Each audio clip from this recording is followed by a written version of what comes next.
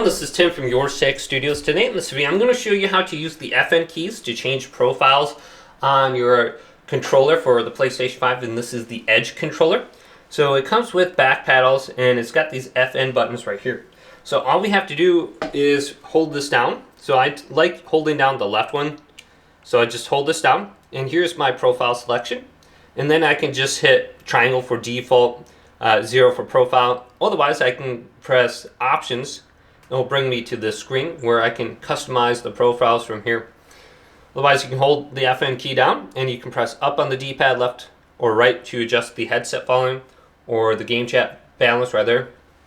But to switch the profile, let's go back to default. So it says you changed your controller profile right there. Then we can go to circle for profile 1. Now on this screen right here, we can see my different profiles. So if I go to profile 1, and I go to customize button, you can see my back paddles are set up in a specific way. If I go to stick sensitivity on my second profile right here, you can see I have my sensitivity curve set to steady.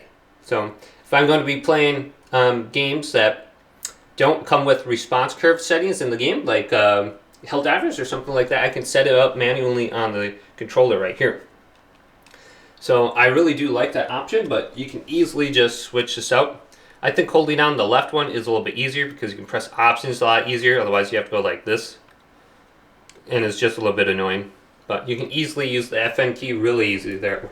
Hopefully this video did indeed help you out. Leave it a big thumbs up. And subscribe to my channel down below for more technical videos coming up next on DualSense Studios.